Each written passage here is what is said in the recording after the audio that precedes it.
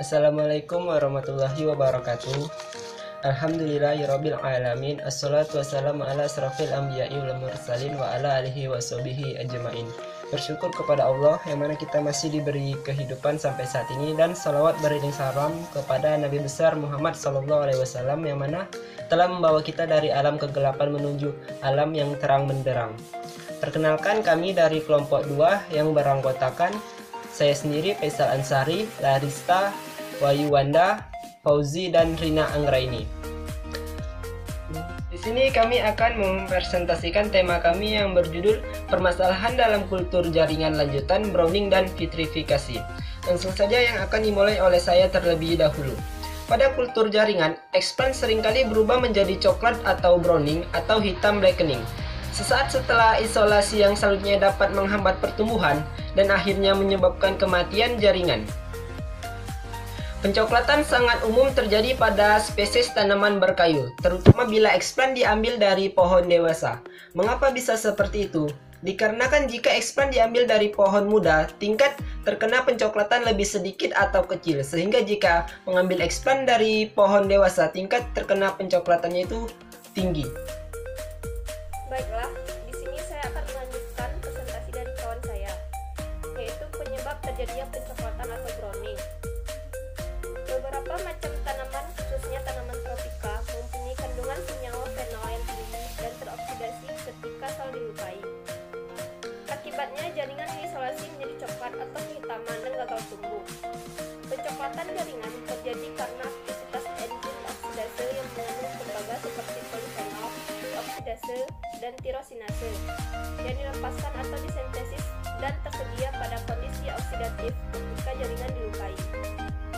Kemudian untuk slide selanjutnya yaitu tentang penanggulangannya.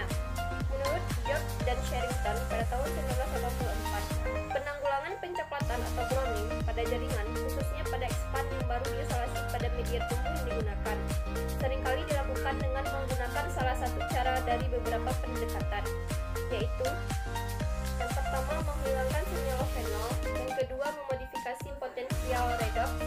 Ketiga, penghambatan aktivasi enzim fenol oksidase. Dan yang terakhir, penurunan aktivitas fenolase dan ketersediaan substrat. Atau dengan melakukan upaya pencegahan lain seperti satu, penggunaan arang aktif. Yang kedua, penggunaan polyphenol pyrrolidin. Ketiga, penggunaan antioksidan seperti asam askorbat atau asam sitrat. Yang keempat, kultur dalam gelap. Dan yang terakhir, subkultur 2-3 kali dalam periode yang singkat. Sekian presentasi dari saya, selanjutnya akan disambung oleh kawan saya. Perkenalkan, nama saya Wahyu Wanda. Saya perwakilan dari kelompok 2. Saya ingin melanjutkan presentasi dari kelompok saya terkait vitrifikasi.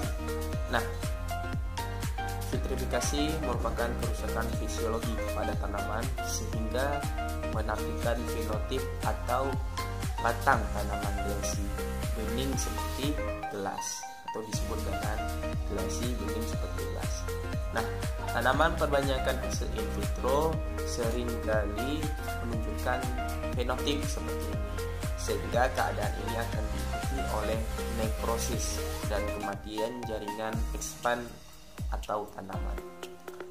Penyebab terjadinya vitrifikasi. Vitrifikasi terjadi karena sel-sel tanaman mengandung air yang berlebihan atau disebut dengan hyperhidricity. Definisi klorofil dan kurangnya lignifikasi pada dinding sel. Nah, selanjutnya akan dipresentasi oleh teman saya.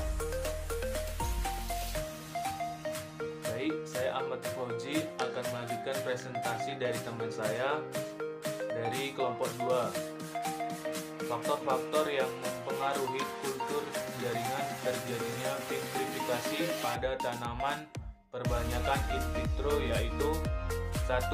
Jenis pemadat, 2. Hormon, 3. Senyawa organik dan inorganik, 4. Temperatur ruang kultur, 5. Cahaya dan lingkungan botol kultur. Selanjutnya akan dilanjutkan oleh teman saya. Baik, selanjutnya saya akan melanjutkan presentasi dari teman saya, yaitu hal-hal yang dapat mengurangi vitrifikasi. Yang pertama ada penggunaan botol kultur yang memiliki energi. Yang kedua ada penurunan konsentrasi BAP dari 2 mg per liter menjadi 0 mg per liter pada saat subkultur. Dan yang terakhir ada penggunaan sitokin jenis kinetik dibandingkan jenis BAP.